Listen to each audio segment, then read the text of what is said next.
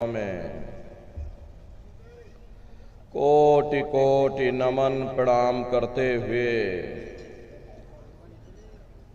इस सत्संग समारोह में पधारे हुए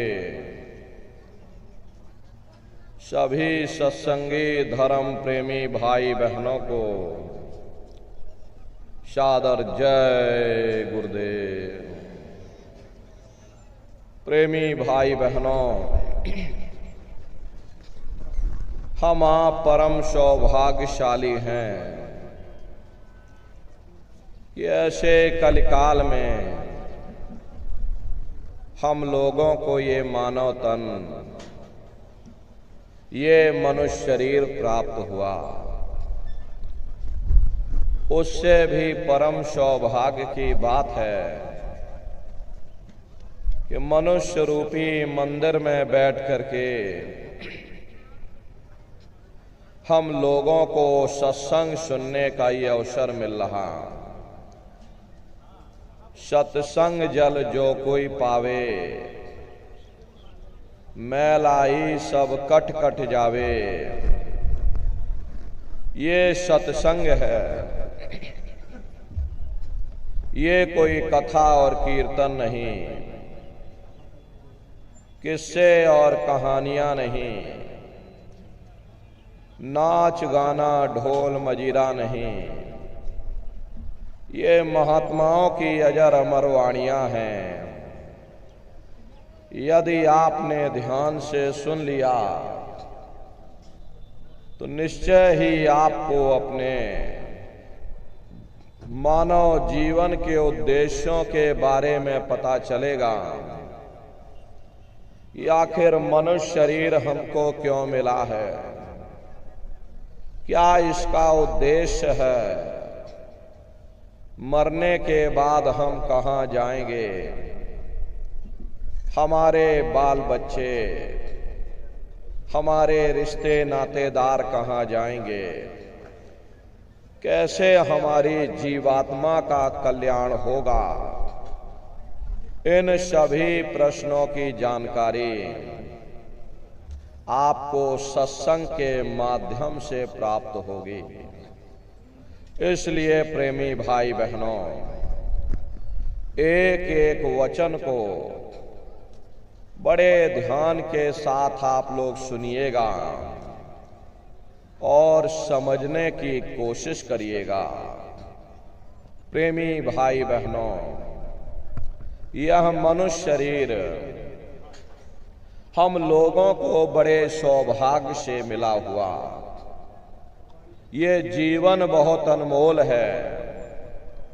उस परम पिता परमात्मा ने हमको यह जीवन केवल इसीलिए दिया है ताकि हम जीते जी उस प्रभु की भक्ति करके अपनी जीवात्मा का कल्याण करा सकें। ये पांच तत्वों का पुतला, ये पंच भौतिक शरीर हम लोगों को एक निश्चित समय के लिए मिला। एक निश्चित समय को हम आप नहीं जानते हैं, किंतु जिसका ये मकान है, जिसका ये शरीर है, वो अवश्य ही जानता है। और समय पूरा हो जाने पर मकान मालिक जबरदस्ती इस मकान को खाली करवा लेगा। उस समय न जमीन जायदाद काम आएगी, न धन संपत्ति काम आएगी। जीवात्मा को निकाल करके इस शरीर से बाहर कर दिया जाएगा। ये शरीर हमारा आपका यहीं जमीन पर गिर पड़ेगा, क्योंकि जीवात्मा के निकल जाने के बाद में ये शरीर सिर्फ एक माटी का पुतला है, उससे ज्यादा कुछ भी नहीं। आप इस मिट्टी के पुतले को ले जाकर शमशान भूमि पर जला करके राख कर दोगे। हमारे आपकी जात बिरादरी हमारा आपका नाम उसी शमशान भूमि पर जल करके राख हो जाएगा। महात्मा प्रेम से जीवों को समझाते हैं कि भाई मिली नरदेह यह तुमको, बनाओ काज कुछ अपना, पचो मत आए इस जग में, जानियो रैन का सपना। हरे प्रेमी भाई बहनों, जैसे रात में हम लोग स्वप्न देखते हैं, हालांकि उस समय पर हमें स्वप्न सच मालूम पड़ता है, असली प्रतीत मालूम होता है, लेकिन जब हम सुबह उठते हैं, जब हमारी आंखें खुलती हैं, तब हमें होश आता कि नहीं भाई, हम तो स्वप्न देख रहे थे, ये सब भ्रम है। ठीक उसी प्रकार से ये दुनिया भी 10-20-100 साल का स्वप्न है। अब आप कहोगे हम जाग रहे, परंतु प्रेमी भाई बहनों, ऐसा हरगिज नहीं है। जिस दिन मौत का वक्त आएगा, हम आप रोएंगे, हाय हाय करके चिल्लाएंगे कि हाय हमने सारी जिंदगी यूं ही स्वप्न में गुजार दी, जागने का समय तो अभी आया था, जो कुछ करना था अभी करना था। लेकिन प्रेमी भाई बहनों, अब पछताए होत क्या जब चिड़िया चुग गई खेत। महात्मा प्रेम से जीवों को समझाते हैं कि भाई देह और गृह सब झूठा, भरम में काहे को खपना। ये घर बार हमारा अपना नहीं, ये पराया देश है, ये सराय खाना है, ये मुसाफिर खाना है। ये शरीर भी तुम्हारा अपना नहीं है, ये भी काल का पिंजरा है, किराए का मकान है, पराया मकान है। किसी को 40-50 साल के लिए मिला, किसी को 80-90-100 साल के लिए मिल गया। जितने जितने श्वास उस मालिक ने हमको आपको बख्शे हैं, उसे भुगतने के बाद में हमें शरीर को यहीं छोड़ जाना। श्वास दुधारा नित्य ही जारी, एक दिन खाली चाम।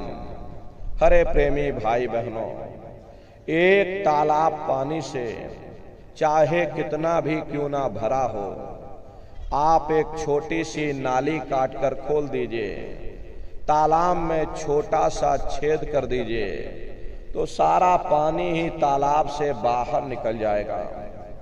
ठीक उसी प्रकार से हमारा ये शरीर भी श्वासों का भंडार है।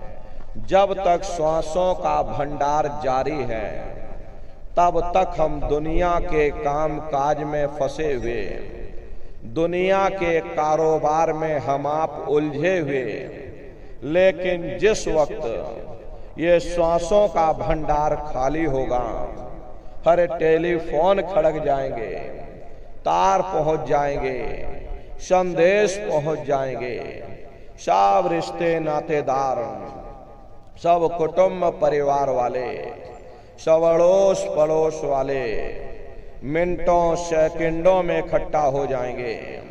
हरे नर नारियों, जिस शरीर से तुम इतना प्रेम किया करते थे, उसे कोई एक रात भी घर में रखने को तैयार नहीं होता। ये कंधों पर लटका करके शमशान भूमि पर छोड़ करके आ जाते, मामूली कष्ट नहीं होता। मौत के समय में घन घोर पीड़ा होती है, जनमत मरत दुसह दुख होई।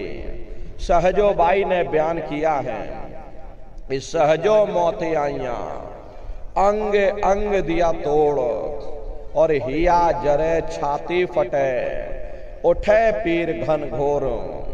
गुरु महाराज हमारे सत्संग में फरमाते थे कि जैसे 1 लाख बिच्छू एक साथ मिल करके हमारी जिस्म पर डंक मारें, उससे भी लाखों करोड़ों गुना ज्यादा मौत के समय में दर्द होता है। जब मृत्यु आती है तो किस तरह से प्राण निकलते हैं, प्राणों के निकलने की क्या प्रक्रिया होती है, पहले उसे आप अच्छे से समझ लीजिए। देखो प्रेमी भाई बहनों, जैसे संसार में महाप्रलय आती है तो महाप्रलय के समय क्या होता, सबसे पहले ये पूरी पृथ्वी ढह जाती, पृथ्वी पानी में घुल करके पानी बन जाती।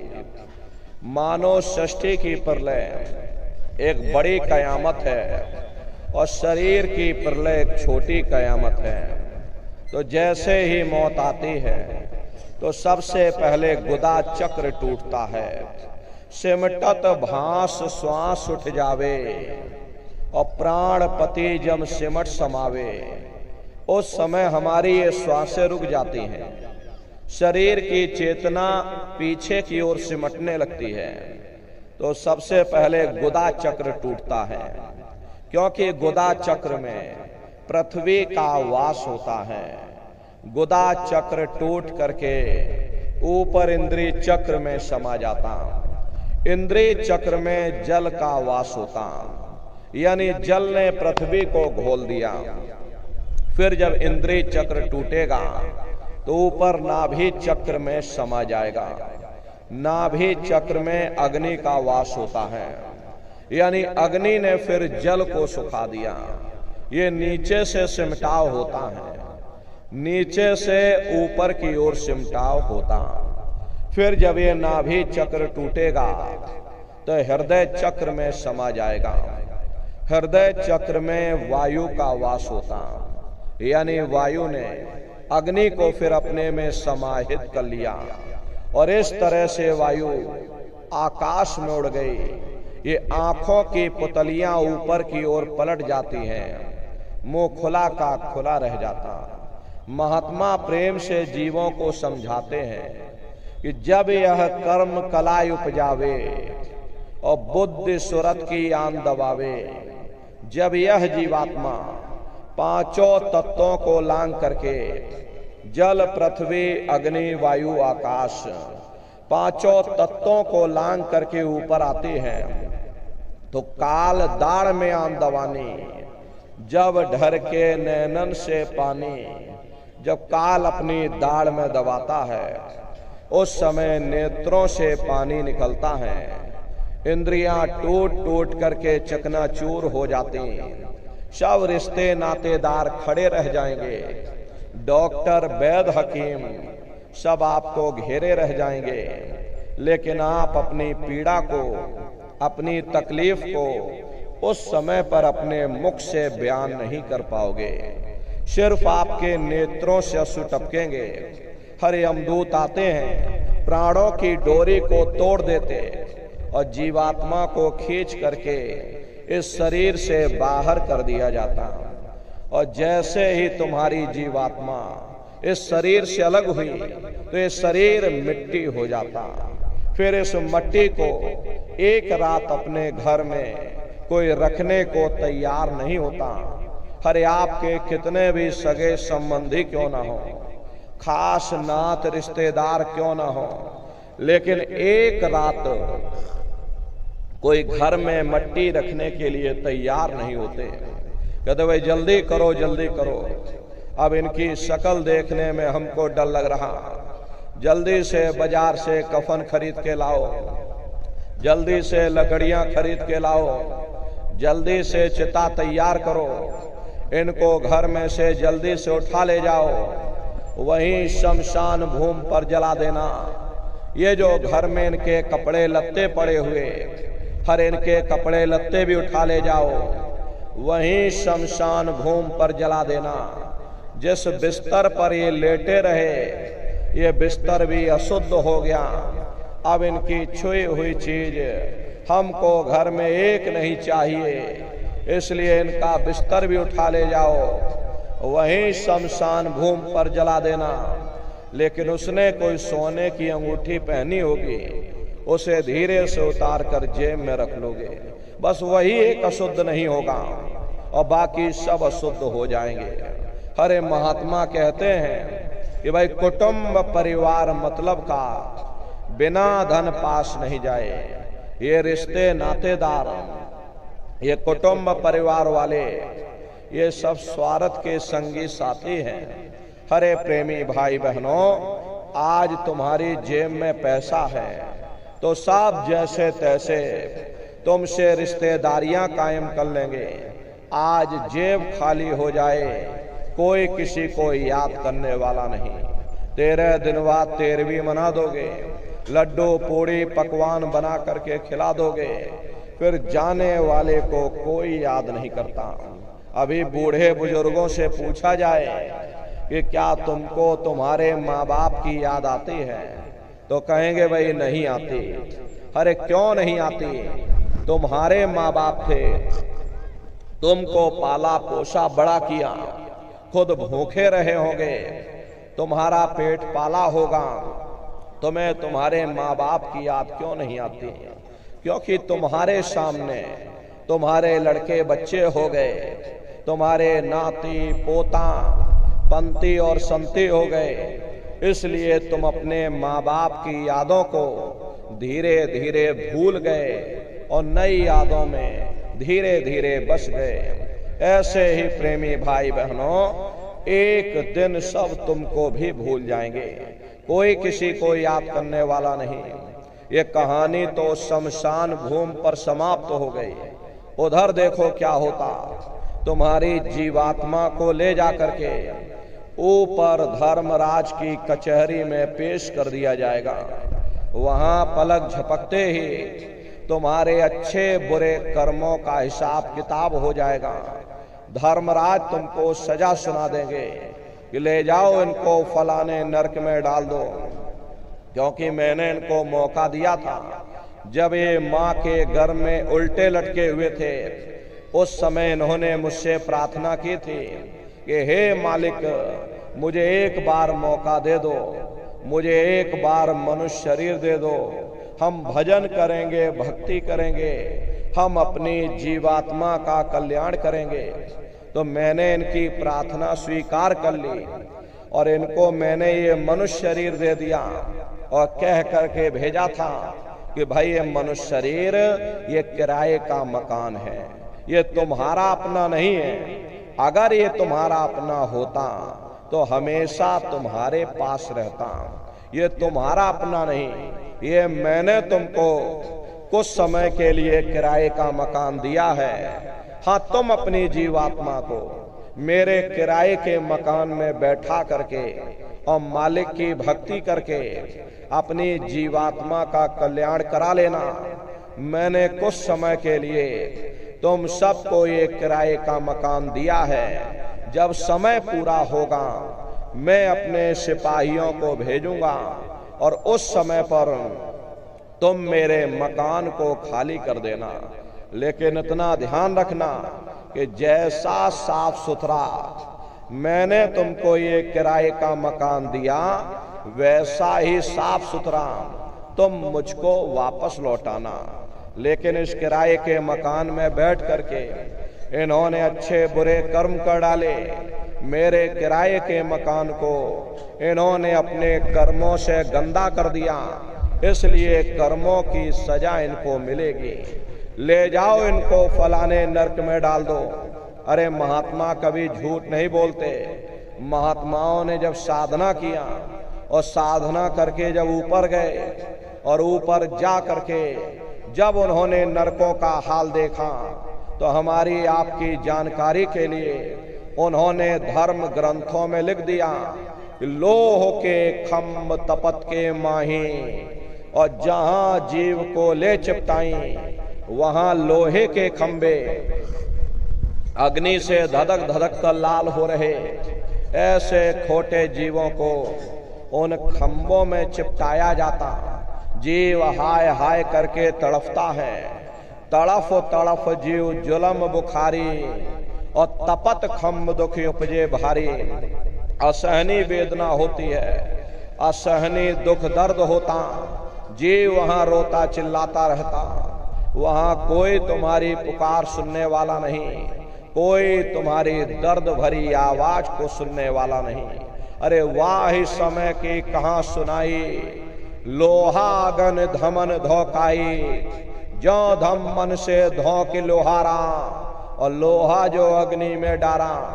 जिस तरह से लोहार लोहे को अग्नि की भट्टी पर तपा तपा करके लाल करता है, ऐसे ही प्रेमी भाई बहनों वहां भी बड़े बड़े खंबे अग्नि की भट्टी पर तप करके लाल हो रहे। जीवों को ले जा करके उन्हीं खंभों पर लिटा दिया जाता, जीव रोता और चिल्लाता है। हरे प्रेमी भाई बहनों, लाखों लाख योजन मील तक जीवों के रोने और चिल्लाने की आवाज जाती है। प्रेमी भाई बहनों, महात्मा कहते हैं भाई एक नरक नहीं, ऐसे अनेकों अनेक नरक बने हुए।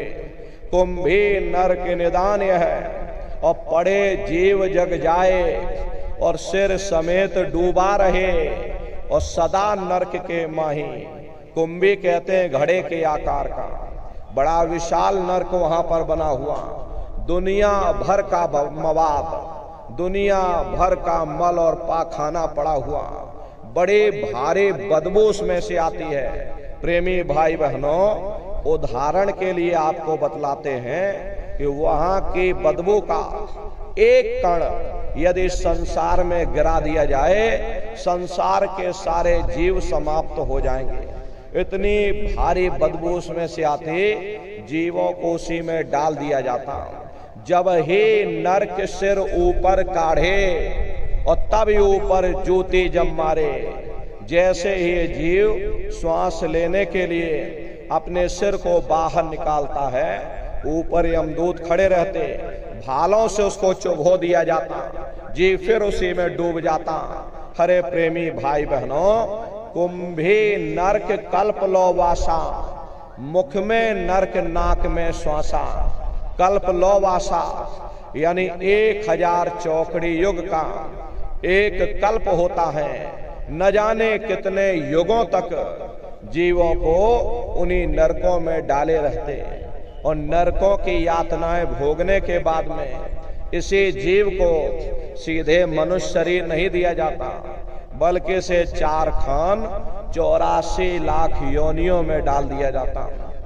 जैसे बच्चा होता है, अब बच्चा पहले कक्षा 1 पास करेगा और फिर कक्षा 2 में जाएगा। ऐसे ही प्रेमी भाई बहनों, वहां भी पूरा सिस्टम बना हुआ। नरकों की यातनाएं भोगने के बाद में इन्हीं जीवात्माओं को 4 खान 84 लाख योनियों में डाल दिया जाता। अब ये 4 खान 84 लाख योनियां ये कोई मामूली योनियां नहीं होती।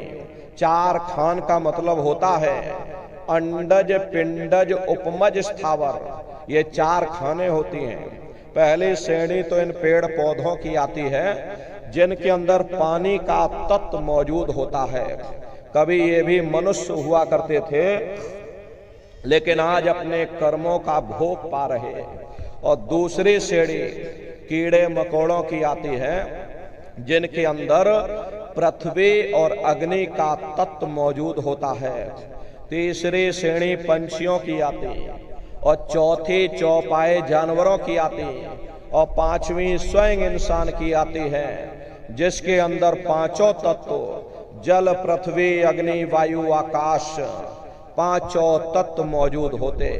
प्रेमी भाई बहनों, ये 4 खाने हैं, इनकी अलग अलग कुल 84 लाख योनियां इनमें बटी होती हैं। अब आप पेड़ पौधों को ही देखिए तो आम का पेड़ अलग है, नीम का पेड़ अलग है, पीपल का पेड़ अलग है। ऐसे ही अलग अलग प्रजातियों के कीड़े मकोड़े, अलग अलग प्रजातियों के पशु पंछी, कुल मिलाकर के 84 लाख योनियां हैं। हम दुनिया के जीव नरकों की यातनाएं भोगने के बाद में इन्हीं 84 लाख योनियों में फिर डाल दिए जाते। मामूली कष्ट नहीं होता। अरे हमको आपको गर्मी लग गई तो हम लोग देखो छाया में आ गए, सर्दी लग गई तो कंबल रजाई ओढ़ लिया, भूख लग गई तो रोटी खा ली, बीमार हो गए तो अस्पतालों में चले गए, अपना अपना इलाज करवा लिया। लेकिन देखो उन जानवरों को, क्या गर्मी, क्या सर्दी, क्या बरसात, एक एक निवाले के लिए, एक एक रोटी के टुकड़े के लिए बेचारे दर बदर भटकते रहते हैं। किसी का हाथ कट गया, किसी का पैर कट गया, किसी को जीते जी काट डाला, अब मुर्गी की गर्दन ही मरोड़ डाली। क्या उनको दर्द नहीं होता? अरे उनको भी दर्द होता है। मादा बिच्छू होती है, मादा बिच्छू की मौत कैसे होती?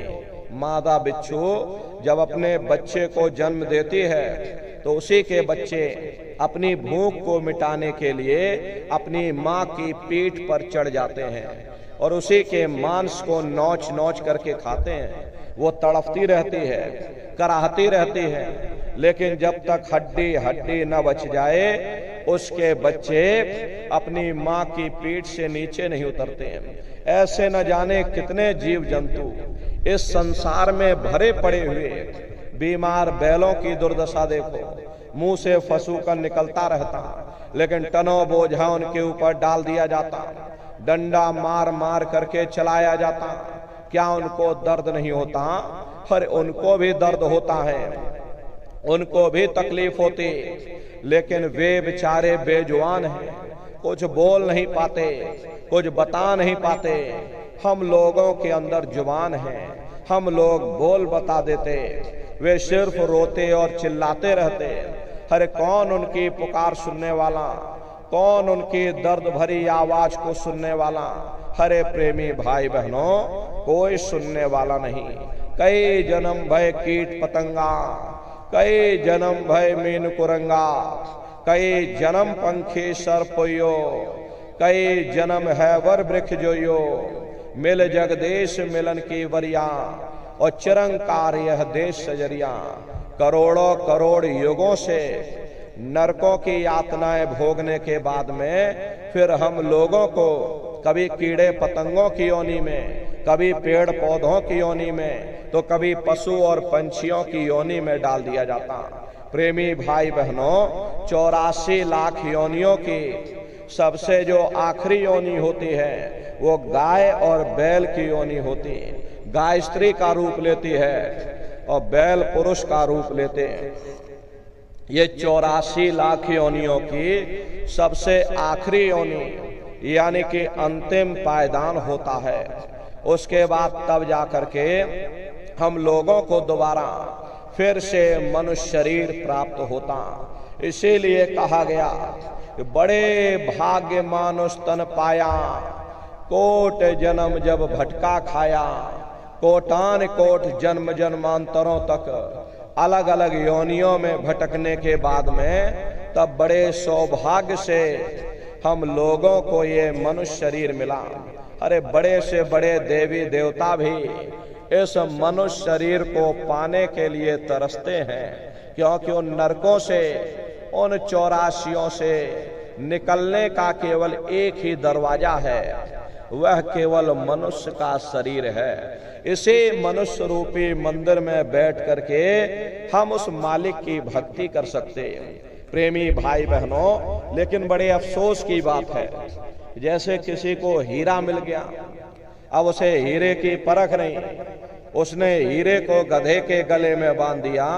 और ठीक उसी प्रकार से ये मनुष्य शरीर उत्तम से उत्तम है, लेकिन इंसान इसकी कद्र नहीं करता। खाने पीने सोशरत में अपने कीमती समय को और श्वासों की पूंजी को बर्बाद कर देता। महात्मा कहते हैं भाई बड़े सौभाग्य से तुमको ये मनुष्य शरीर मिल गया, इसी मनुष्य रूपी मंदिर में बैठ करके तुम उस मालिक को प्राप्त कर सकते हो। इसीलिए संतों महात्माओं ने इस पंच भौतिक शरीर को सच्चा हरि मंदिर कहकर याद किया कि हरि मंदिर यह शरीर है और ज्ञान रतन प्रकट होए, ये असली हरि मंदिर है। जब भी वो मालिक मिलेगा इसी हरि मंदिर के अंदर मिलेगा।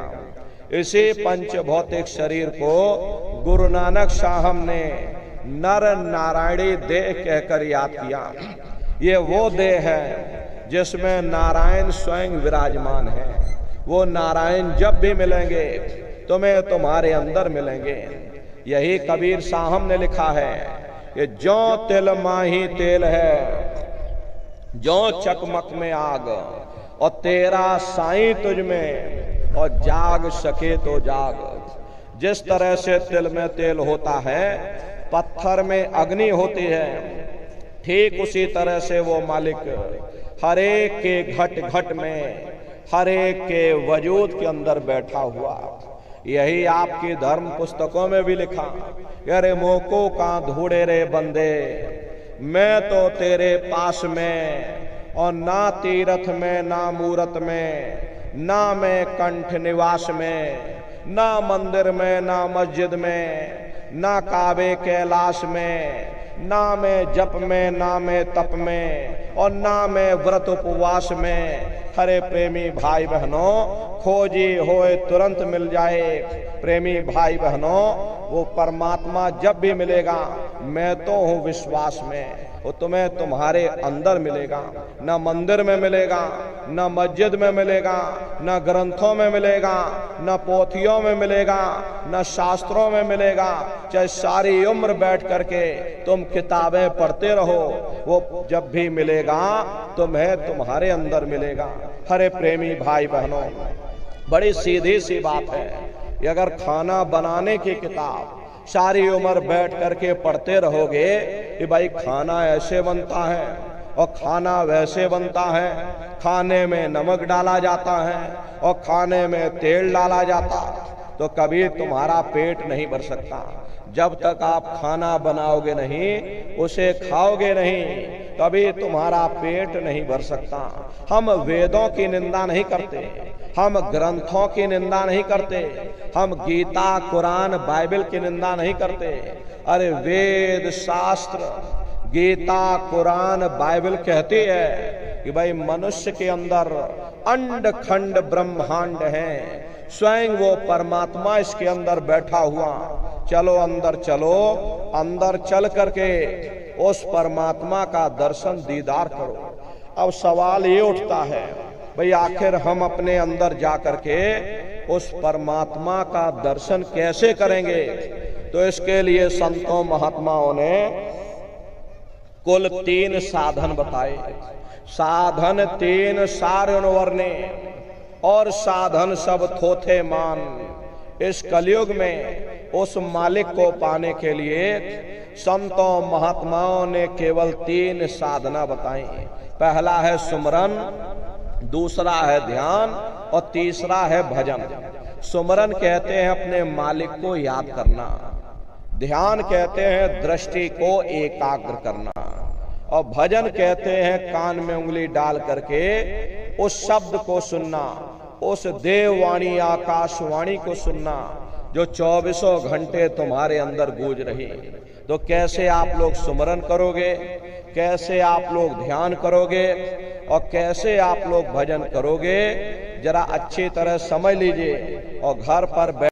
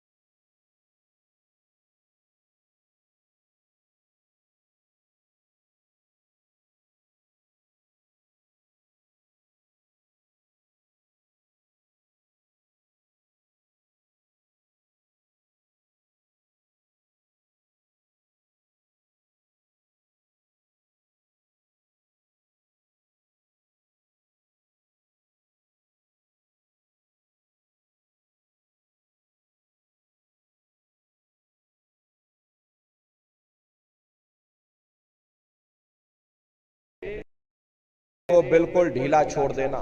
जितना आराम से बैठोगे उतना आपके लिए अच्छा रहेगा। तो ढीले बदन से बैठिएगा, आंखों को धीरे से बंद कर देना और दोनों आंखों के मध्य भाग में दूर सामने देखिएगा।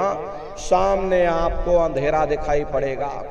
जब आप अपने बाहर की आंख को बंद कर लोगे और अंतर में सामने देखोगे तो सामने आपको अंधेरा दिखाई पड़ेगा। बस उसी अंधेरे में एक जगह पर अपनी दृष्टि को रोकिएगा या उस अंधेरे को ही देखते रहना। एक टक हो करके सामने अंधेरे को देखते रहिएगा, दृष्टि अपने आप एकाग्र हो जाएगी। लेकिन ध्यान रखना कि मन में कोई विचार ना आने पाए। जब भी आप ध्यान पर बैठिएगा ये कोशिश करिएगा कि हम किसी के बारे में विचार न करें। विचार करने की आदत हमारे अंदर पहले से पड़ी हुई है। हम किसी भी व्यक्ति को देखते हैं तो देखने से पहले ही हम उस व्यक्ति के बारे में विचार करने लग जाते हैं। ये जो विचार हैं यही ध्यान में बाधक बन जाते हैं। तो कोशिश ये करना कि जब आप ध्यान पर बैठो तो मन में कोई विचार ना आने पाए। निर्विचार हो करके, शून्य हो करके बस सामने उस अंधेरे को देखते रहिएगा।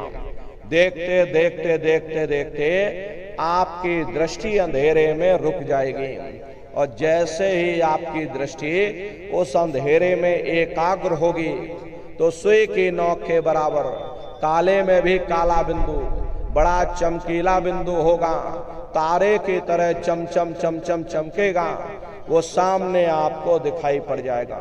जब वो चमकदार बिंदु सामने दिखाई पड़ जाए तब आप अपनी दृष्टि को उस बिंदु पर एकाग्र करिएगा।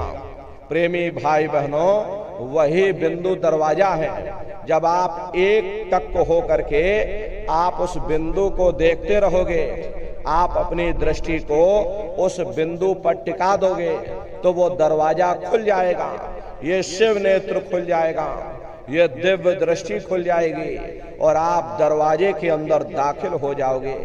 एक बार प्रेमी भाई बहनों ये दिव्य दृष्टि खुल जाए फिर क्या भूत, क्या भविष्य और क्या वर्तमान, कोई भेद आपसे गुप्त नहीं रहेगा। लाखों वर्ष पहले क्या हुआ था, भविष्य में क्या होने वाला है, आप बैठ करके ध्यान में सब कुछ देख सकते हो। तो यह ध्यान करने का तरीका। और तीसरा है भजन। गाने बजाने का नाम भजन नहीं है, नाच गाना ढोल मजीरा का नाम भजन नहीं है। भजन कहते हो उस रूहानी आवाज को सुनना जो 24 घंटे तुम्हारे अंदर गूंज रही। तो कैसे भजन करोगे जरा अच्छी तरह से समझ लीजिए। ये दोनों उंगली कानों में डाल करके एक कानों को बंद कर लेना। कान इसीलिए बंद किए जाते हैं ताकि बाहर की कोई आवाज हमको सुनाई ना पड़े। अपनी सुविधा से बैठिएगा, कुर्सी पर चाहे कुर्सी पर बैठ जाओ, सोफे पर चाहे सोफे पर बैठ जाना, या कोई तकिया इस तरह से रख लेना और दोनों कोहनी यहाँ रख करके दोनों उंगली कानों में डाल करके ये कानों को बंद कर लेना। अब बहुत सी हमारी माताएं बहनें बूढ़े बुजुर्ग हैं, आपके घुटनों में दर्द होता है या रीढ़ की हड्डी में दर्द होता, आप बैठ करके भजन नहीं कर पाते हो तो आप लेट करके भजन करिएगा। ऐसे सीधे लेट जाना, लेटे लेटे आंख और कान को बंद कर देना। मतलब तो आंख और कान को बंद करना है, चाहे आप लेट करके करो या चाहे आप बैठ करके करो। यही कहा गया कि आंख कान मुख बंद कराओ, अनहद झिंगा शब्द सुनाओ। यानी पहले अपनी आंख को बंद करो, अपने मुख को बंद करो, दोनों उंगली कानों में डाल करके ये कानों को बंद कर लो और ऊंचे से ऊंचा ध्यान दे करके उस आवाज को सुनने की कोशिश करो। प्रेमी भाई बहनों, जब आप अपने कानों को बंद करके ऊंचा ध्यान दे करके सुनोगे तो आपको ऐसा अनुभव होगा कि कहीं सीटी जैसी आवाज हमारे कानों में गूंज रही है। टी, इस तरह से सीटी जैसी आवाज शुरू शुरू में आप सभी को सुनाई पड़ेगी। करना कुछ नहीं है, लेटे हो चाहे बैठे हो, बस आप उस आवाज को सुनते रहना और सुनते सुनते उसी में लीन हो जाओ। जब आप उसमें लीन हो जाओगे तो कुछ समय बाद में दोबारा आपको अनुभव होगा कि कहीं बड़ी दूर से एक महीन आवाज, घंटे और शंख की आवाज हमारे कानों में बज रही है। जैसे मंदिरों में घंटियां बजती हैं, टन टन टन। प्रेमी भाई बहनों, तो ये तो बाहर आपने नकल किया। महात्माओं ने कहा था भाई ये शरीर तुम्हारा सच्चा हरि मंदिर है, इसे हरि मंदिर के अंदर वो घंटे और शंख की आवाज 24 घंटे गूंज रही है। उसी घंटे शंख की आवाज को संतों महात्माओं ने शब्द कह करके याद किया। अरे आपकी धर्म पुस्तकों में लिखा है कि पोथी पढ़ पढ़ जग मुआ, पंडित भया न कोई, 2.5 अक्षर प्रेम का पढ़े सो पंडित हुई। दुनिया वाले कहते हैं कि 2.5 अक्षर का मतलब प्रेम है, प्रेम नहीं है। अरे प्रेम में तो मात्रा लगी हुई है। यहाँ पर जिस 2.5 अक्षर का वर्णन उन महात्माओं ने किया वो है शब्द सा आदा बा और दा। उसी शब्द को महात्माओं ने नाम कहा। कलयुग केवल नाम आधारा, सुमेर सुमेर नर उतर ही पारा। कलयुग में केवल नाम का आधार है, वो नाम तुम्हारे अंदर 24 घंटे गूंज रहा।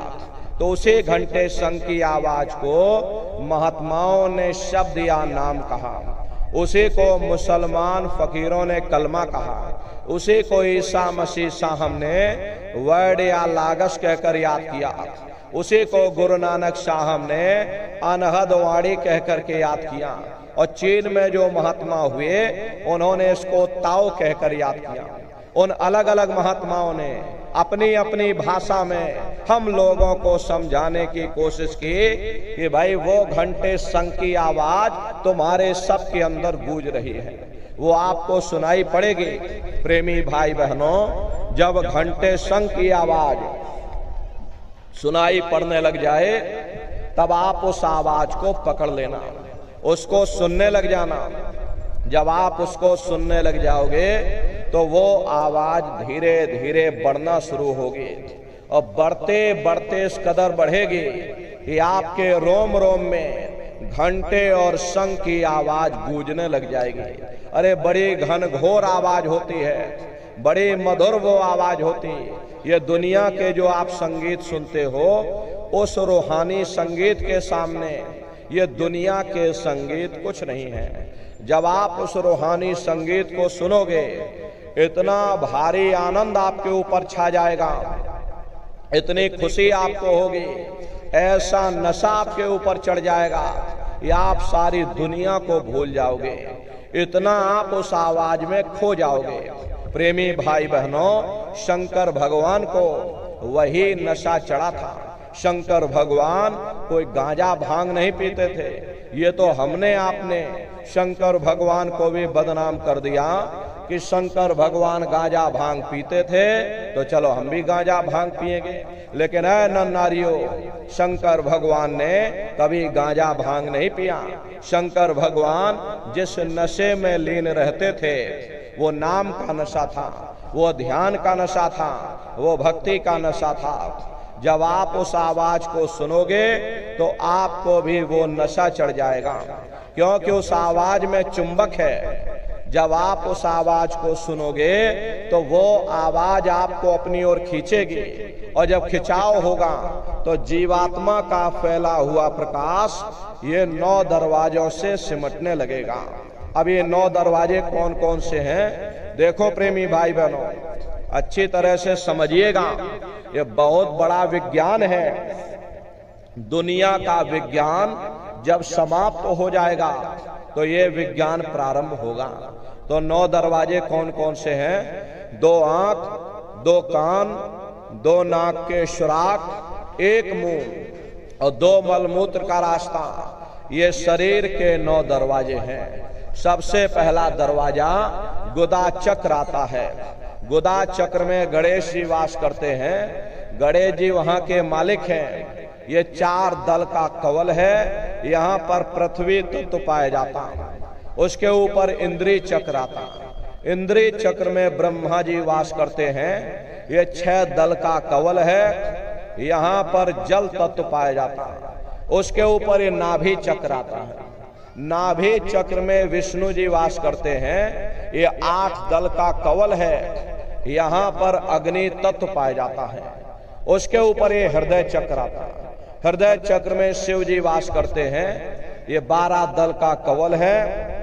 यहाँ पर वायु तत्व पाया जाता है। प्रेमी भाई बहनों, वास तो वो ऊपरी मंडलों में करते, लेकिन उनका प्रकाश, उनकी किरणें इन चक्रों पर पड़ती हैं।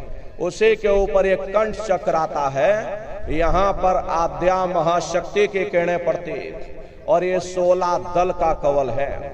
और आप सबसे ऊपर, तुम्हारी जीवात्मा सबसे ऊपर दोनों आंखों के मध्य भाग में बैठी है, जहां पर देवियां बिंदी लगाती हैं और पुरुष जहां पर टीका लगाते हैं।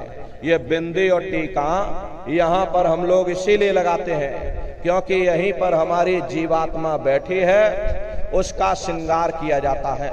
तो ये 10वां द्वार है जहां पर तुम्हारी जीवात्मा बैठी हुई। इसी 10वें दरवाजे पर बैठ करके जीवात्मा अपने प्रकाश को 9 दरवाजों में फैलाती है, जिससे आपका ये शरीर चलता है, आपके हाथ, आपके पैर चलते हैं। जब आप भजन करोगे और घंटे शंख की आवाज को सुनोगे तो उस आवाज में चुंबक है।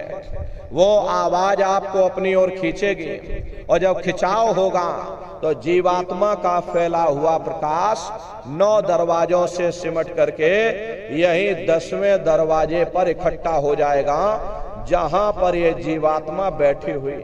और जैसे ही पूरा प्रकाश सिमट करके यहाँ 10वें दरवाजे पर इकट्ठा हुआ, तुरंत शब्द जीवात्मा को खींच करके इस शरीर से बाहर कर देगा। फिर आप अपनी आंखों से देखिएगा कि हमारा शरीर ये पड़ा और हम ये खड़े। आप अपने शरीर से अलग हो जाओगे। जैसे चिड़िया होती है, चिड़िया घोंसले से निकल करके आसमानों की उड़ान भरती है और शाम को फिर अपने घोंसले में आ जाती है। ऐसे ही तुम्हारी जीवात्मा इस शरीर रूपी घोंसले से निकल करके और ब्रह्मांडों की सैर करेगी, देवी देवताओं के दर्शन करेगी, राम और कृष्ण के दर्शन करेगी और घूम करके फिर अपने शरीर रूपी घोंसले में वापस चली आएगी। हरे प्रेमी भाई बहनों, ये ब्रह्मा विष्णु महादेव जिनकी सारी दुनिया पूजा करती है, अरे आप सभी लोग ब्रह्मा विष्णु महादेव की पूजा करते हो, लेकिन कभी आपने विचार नहीं किया भाई जिनकी हम पूजा कर रहे, आखिर ये लोग हैं कौन? ये कहां पर रहते हैं? ये क्या काम करते हैं? हर इनके माँ बाप कौन है?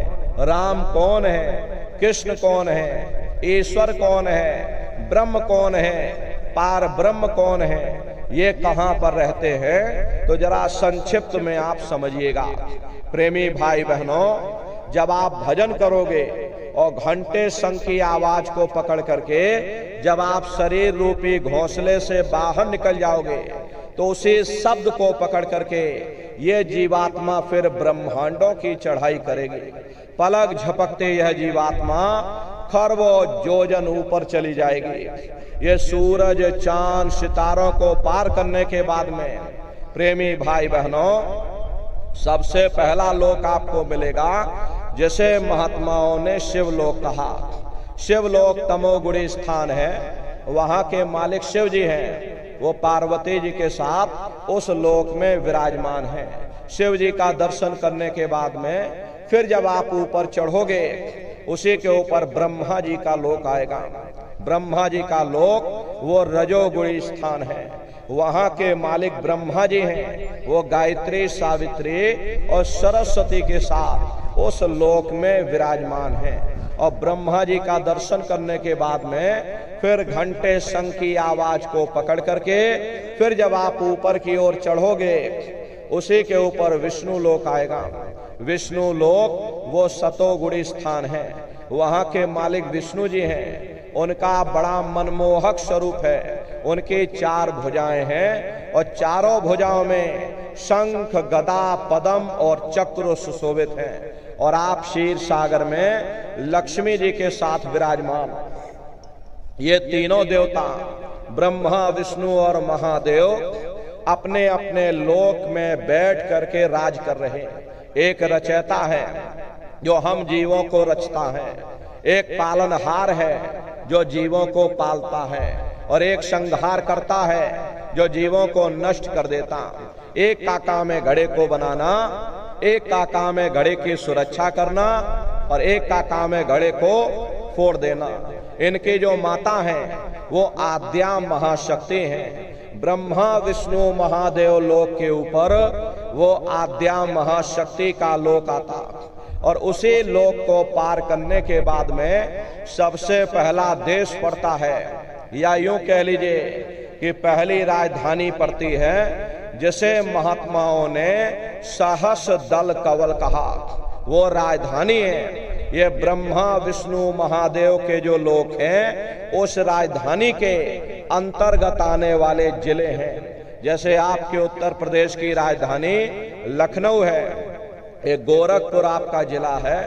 इसी तरह से प्रेमी भाई बहनों, वो सहस दल कवल राजधानी है। राजधानी का जो मालिक है वो निरंजन भगवान है।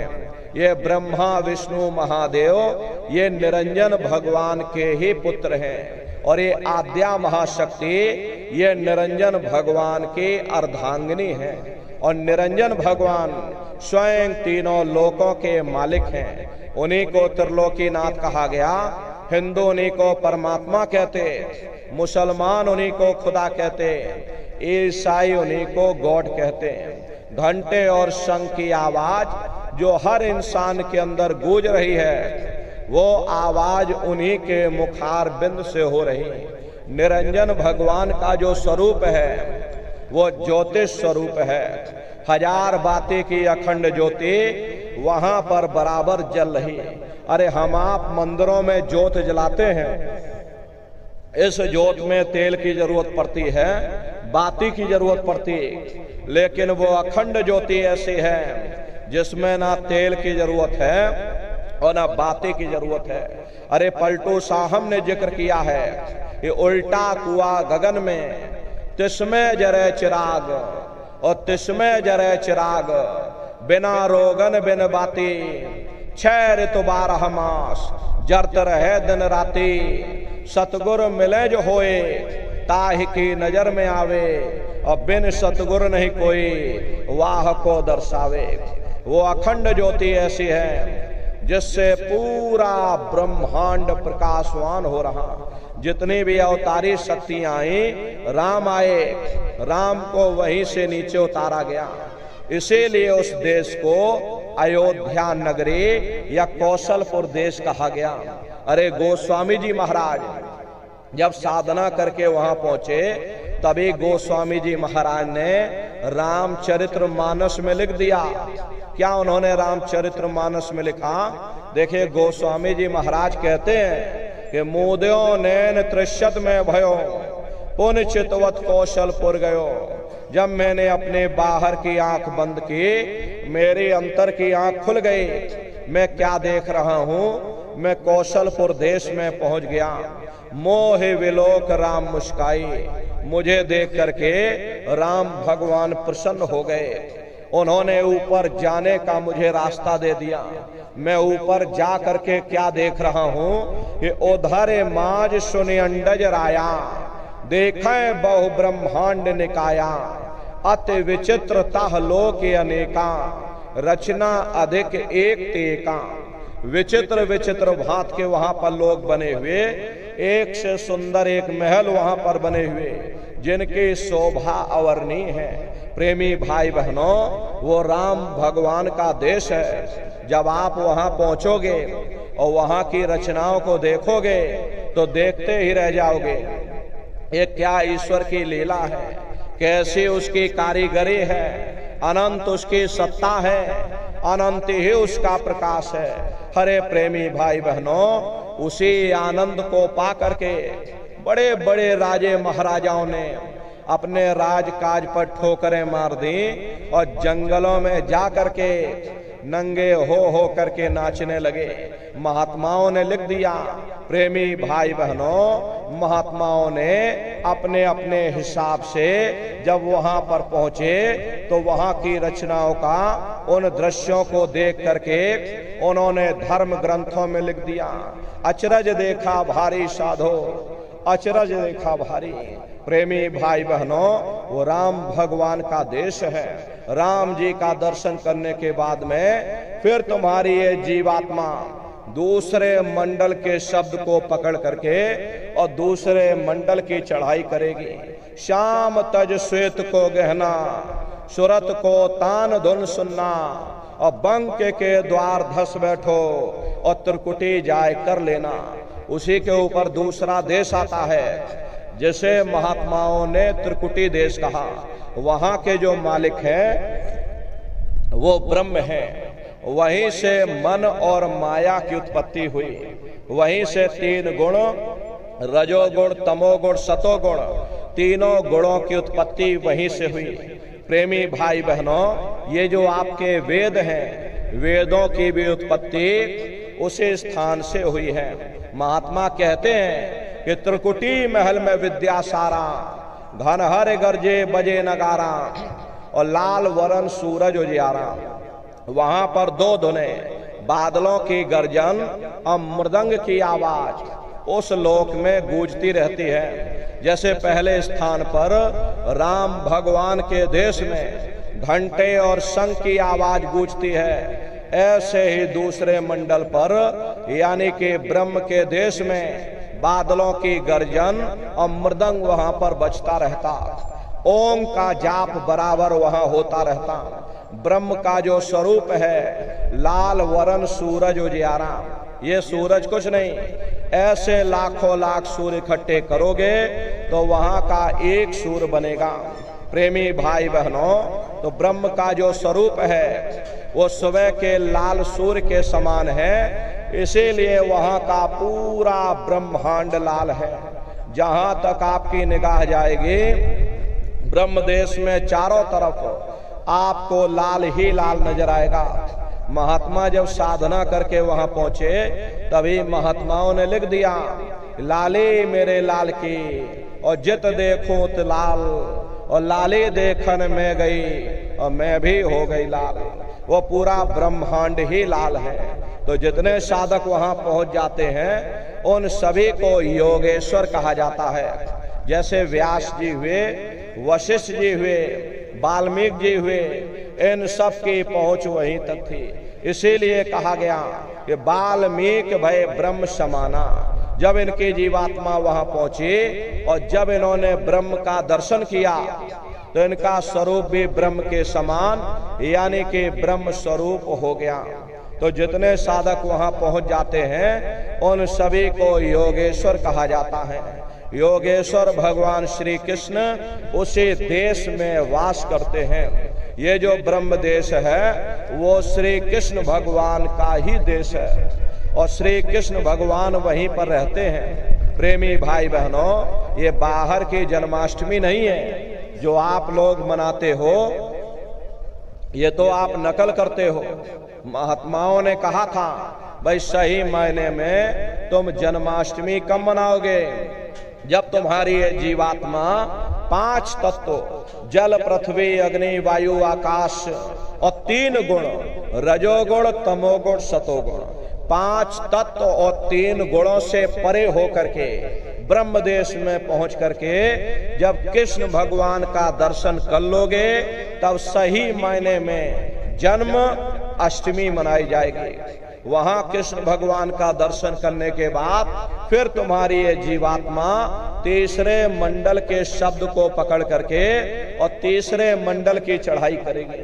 आगे पहुंची सुन झंकार, ररंकार ध्वनि सुनी पुकार, आगे श्वेत शून्य है भाई और मान सरोवर पैठ नहाई।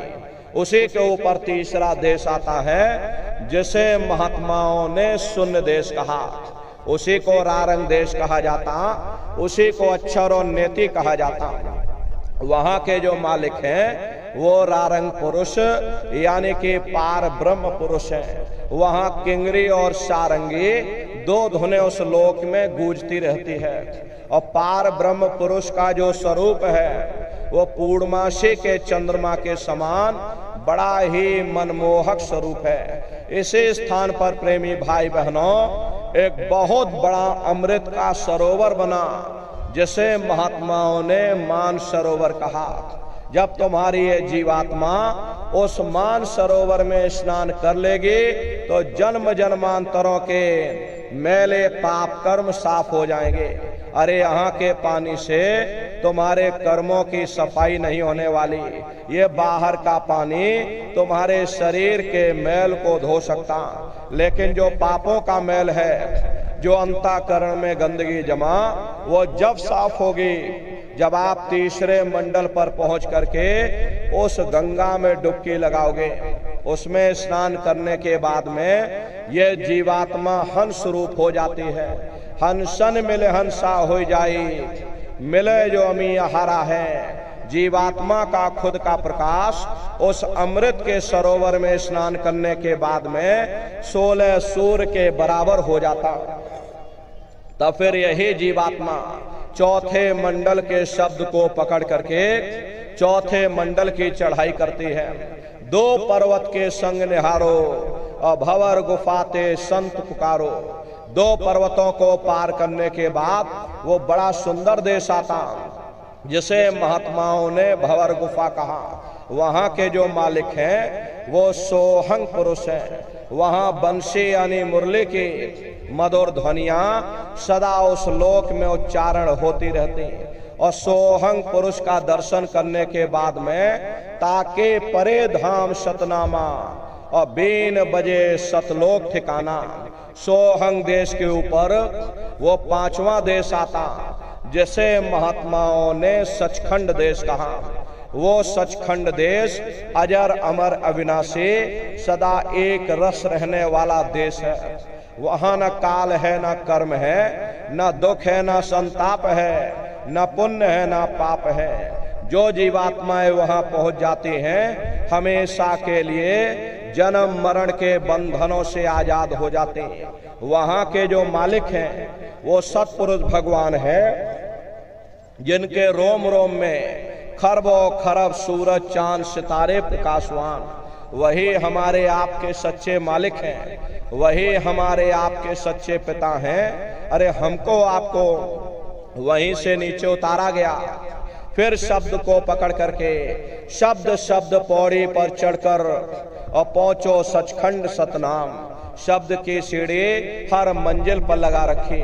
आपने भजन किया, घंटे शंख की आवाज को पकड़ा तो आप पहले मंडल पर चढ़ जाओगे। वहीं पर आपको दूसरे मंडल का शब्द सुनाई पड़ेगा, उसे आप पकड़ लोगे तो दूसरे मंडल पर चढ़ जाओगे। ऐसे ही शब्द दर शब्द मंजिल दर मंजिल ये जीवात्मा अपने देश सचखंड में पहुंच जाती। तो शब्द कब पकड़ में आएगा? जब आप भजन करोगे। और भजन कैसे किया जाएगा जरा अच्छी तरह समझ लीजिए। ये आंख और कान को बंद करिएगा, ऊंचा ध्यान दे करके सुनना। शुरू शुरू में सीटी जैसी आवाज आप सभी को सुनाई पड़ेगी, उसे पकड़ लेना, सुनते रहना। सुनते सुनते उसी में लीन हो जाओ। जब आप उसमें लीन हो जाओगे तो कुछ समय बाद में दोबारा आपको अनुभव होगा कि कहीं बड़ी दूर से एक महीन आवाज, घंटे और शंख की आवाज हमारे कानों में गूंज रही।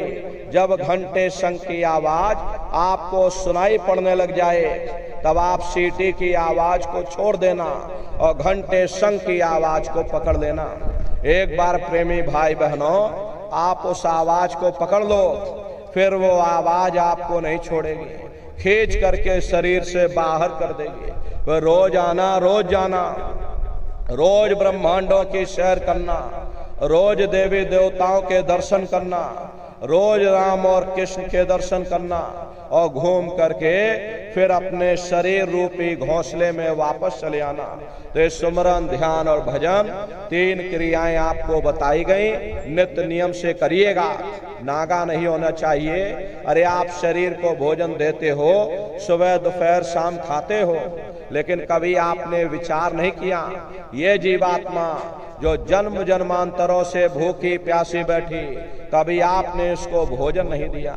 अरे इसका भोजन शब्द है, इसका भोजन नाम है। अपना ये नियम बनाइए कि पहले हम अपनी जीवात्मा को भोजन देंगे, फिर अपने शरीर को भोजन देंगे। अगर ये नियम बन गया, आपका लोक भी बन जाएगा और आपका परलोक भी बन जाएगा। तो सुमरन, ध्यान और भजन नित्य नियम से करिएगा। और प्रेमी भाई बहनों, यही दौलत तुम्हारे काम आएगी, बाकी सब यहीं पड़ा रह जाएगा। सुई की एक नोक भी तुम्हारे साथ में जाने वाली नहीं है। अरे बड़े बड़े राजे महाराजे आए, सारी जिंदगी उन्होंने ये किला बनाते बनाते गुजार दिया। आज उनके किलों को जाकर देखिए, आज खंडहर बने पड़े हुए। विश्व विजेता सिकंदर सारी दुनिया पर राज करने का ख्वाब देखता था, वो भी मुट्ठी खोल करके चला गया। कोई क्या साथ लेकर के जाएगा? जो चीज तुम्हारे साथ में जाने वाली वो केवल मालिक की भक्ति है। इसलिए प्रेमी भाई बहनों, वो दौलत कमा लो जो अंत समय में तुम्हारे काम आवे। सुमरन, ध्यान और भजन नित्य नियम से करिएगा। सभी लोग शाकाहारी रहिए और शाकाहार का प्रचार अपने अपने क्षेत्रों में बराबर आप लोग करते रहिएगा। ये धर्म का प्रचार है। हरे प्रेमी भाई बहनों, सतयुग कैसे आएगा? राम राज कैसे आएगा? राम राज कोई भाषण देने से नहीं आने वाला।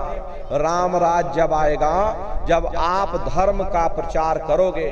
और धर्म का प्रचार करने की जिम्मेदारी हम सभी प्रेमी भाई बहनों की है, क्योंकि हम सभी लोग अपने गुरु महाराज के जलाए हुए चिराग हैं।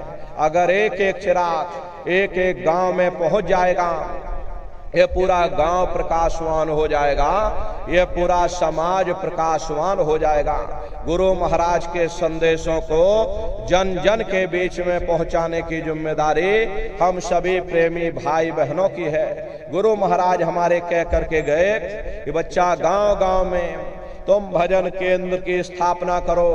गांव गांव में लोग भजन करने लग जाएं, गांव गांव में सत्संग होने लग जाए, गांव गांव के लोग शाकाहारी हो जाएं, गांव गांव के लोग सदाचारी बन जाएं, आंखों में माँ बहन बेटी की पहचान कायम हो जाए। जब हमारा गांव बदल जाएगा, ये पूरा समाज बदल जाएगा। निश्चय ही कलयुग में सतयुग आ जाएगा। इसलिए प्रेमी भाई बहनों, धर्म के प्रचार में आप सभी लोग अपना अपना योगदान दीजिएगा। प्रत्येक सत्संगी प्रेमी भाई बहन एक एक गांव की जिम्मेदारी उठा करके गुरु महाराज के संदेशों को जन जन के बीच में पहुंचाइएगा। ये बहुत बड़ी सेवा आप लोगों की होगी, जिसका लाभ आपको परमार्थ में मिलेगा। तो इस सेवा को आप सभी लोग करिएगा। और देखो प्रेमी भाई बहनों, अभी गुरु पूर्णिमा का ये कार्यक्रम 1 जुलाई से और 5 जुलाई तक मथुरा आश्रम पर मनाया जाएगा। तारीख आप लोग याद रखिएगा, 1 जुलाई से और 5 जुलाई तक ये गुरु पूर्णिमा का कार्यक्रम होगा। तो आप लोग पधारिएगा।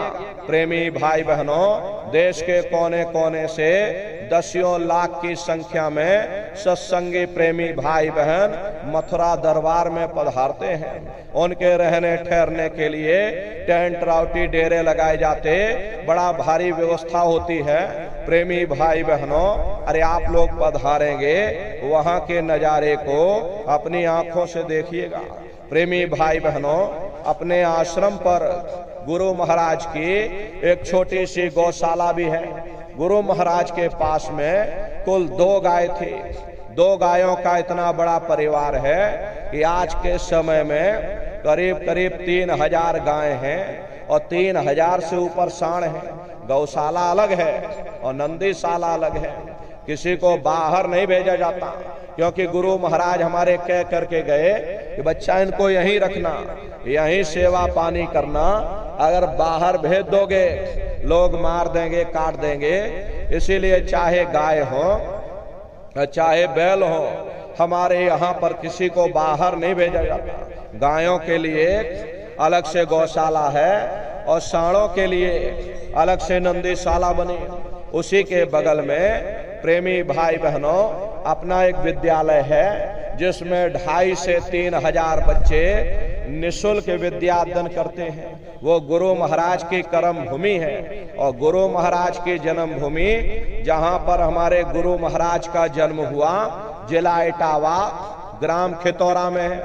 जैसा भव्य मंदिर मथुरा दरबार में बना, उसी तरह से भव्य मंदिर गुरु महाराज की जन्म भूमि पर बन करके तैयार हो चुका। ये जो आप फोटो देख रहे हो, ये गुरु महाराज की जन्म भूमि का मंदिर है। इधर जो फोटो लगी है, ये मथुरा दरबार का मंदिर है। कभी आप पधारिएगा, गुरु महाराज की जन्म भूमि और गुरु महाराज की कर्म भूमि का दर्शन दीदार और लाभ प्राप्त करिएगा। तो गुरु पूर्णिमा का कार्यक्रम 1 जुलाई से 5 जुलाई तक होगा। आप सभी लोग पधारिएगा, अपने अपने बच्चों को भी साथ में लेकर के आया करिए। हम लोग ये गलती कर देते हैं, हम लोग सोचने लगते हैं कि अरे बच्चों को क्या करेंगे ले जाकर, ये बच्चे छोटे हैं, इनको घर में रहने दो, इनको पढ़ाई लिखाई करने दो। अब इनकी पढ़ाई लिखाई की उम्र है, ये सत्संग सुनना, ये भजन पूजा पाठ करना, ये तो हम लोगों का काम है। इन बच्चों को घर में पढ़ाई लिखाई करने दो। बस हम आप यहीं पर धोखा खा जाते। हरे प्रेमी भाई बहनों, पढ़ाई लिखाई जरूरी है। हम ये बात आपकी मानते हैं कि आज के भौतिक युग में शिक्षा बहुत जरूरी है। अरे हमको भी गुरु महाराज ने पढ़ाया लिखाया, हमको ये अंगूठा छाप नहीं है, गुरु महाराज ने हमको भी पढ़ाया।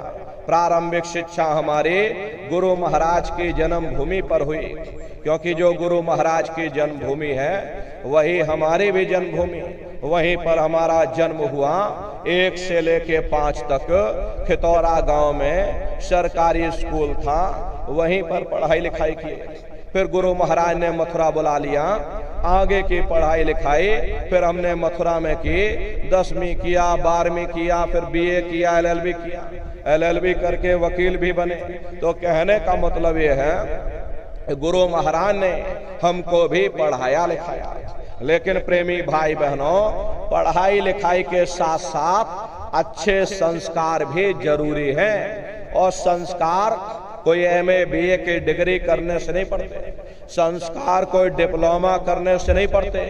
अगर MA BA की डिग्री करने से बच्चों के अंदर संस्कार पड़ जाते तो हिंदुस्तान में इतने वृद्धाश्रम न खोले गए होते। अरे संस्कार पढ़ेंगे महात्माओं के वचनों से, संस्कार पढ़ेंगे सत्संग के माध्यम से। ये बच्चे देश के भविष्य हैं, इन बच्चों के अंदर अच्छे संस्कार डालना ये समय की बहुत बड़ी मांग है। इसलिए प्रेमी भाई बहनों, बच्चों पर विशेष आप लोग ध्यान दीजिएगा। ये बच्चे तुम्हारी धरोहर हैं। प्रेमी भाई बहनों, आज के समय में बच्चों के अंदर संस्कारों की कमी देखी जा रही, वरना पहले के समय में अकेले माँ बाप अपने 4-4 बच्चों को पाल लेते थे। लेकिन आज के समय में वही 4-4 बच्चे, वही MA BA और डिग्री डिप्लोमा किए हुए बच्चे अपने माँ बाप को रोटी नहीं खिला पा रहे। शादी हो जाती है, घर परिवार बांट करके रख दिया, जमीन जायदाद बांट करके रख दी, चूल्हा चौका बांट करके रख दिया, यहाँ तक कि माँ बाप को भी बांट करके रख दिया कि 10 दिन तुम हमारे घर में छोड़ दो और 10 दिन बाद तुम अपने घर में ले जाना। प्रेमी भाई बहनों, ये संस्कारों की बहुत बड़ी कमी है माताओं बहनों। ये बच्चे तुम्हारी धरोहर हैं, ये बच्चे तुम्हारी पूंजी हैं। अपनी पूंजी को बचपन से तैयार करिए। इनको आप बचपन से अच्छी शिक्षा देना, इनको अच्छे संस्कार देना, इनको शाकाहारी बनाना, इनको सदाचारी बनाना, हर इनको चरित्रवान बनाना, इनको भी तुम राम और कृष्ण बना दो। यही बच्चे बड़े होकर के माँ बाप का नाम रोशन करेंगे, घर और समाज का नाम रोशन करेंगे। इसलिए प्रेमी भाई बहनों, अपने अपने बच्चों के साथ, इष्ट मिष्ट परिवार वालों के साथ आप सभी प्रेमी भाई बहन गुरु पूर्णिमा के कार्यक्रम में सपरिवार पधारिएगा। शाकाहारी का प्रचार अपने अपने क्षेत्रों में बराबर आप लोग करते रहना। ये मेहनत आपके जिले में इसीलिए की जा रही। अरे आपके गोरखपुर जिले में ही कुल 40 कार्यक्रम होने हैं। अभी 11 बजे से करके आए, फिर तुरंत 3 बजे आपके यहाँ कार्यक्रम किया, आगे फिर बढ़ जाएंगे 10-12 किलोमीटर की दूरी पर फिर डेरा पड़ जाएगा। प्रेमी भाई बहनों, ये मेहनत इसीलिए की जा रही है ताकि आप लोग जाग जाओ, आप लोग चेत जाओ। गुरु महाराज के संदेशों को जन जन के बीच में पहुंचाने के लिए आप भी खड़े होकर के गुरु महाराज के झंडे को थाम लो। गुरु महाराज के संदेशों को जन जन के बीच में पहुंचाओ, इसीलिए मेहनत की जा रही। तो आप लोग इस काम को करिएगा। भजन ध्यान सुमरन बराबर आप लोग करते रहना। इतना जान लीजिए प्रेमी भाई बहनों, ये रास्ता बिल्कुल सच्चा है। आप करोगे, आपको अनुभव होगा, दिखाई भी पड़ेगा, सुनाई भी पड़ेगा। हरे आपका लोक भी बन जाएगा और आपका परलोक भी बन जाएगा। इसी के साथ अब हम अपनी वाणी को विराम देते हैं। आप लोगों ने अपना कीमती समय हमको दिया, इसके लिए आप सभी प्रेमी भाई बहनों को बहुत बहुत साधुवाद है।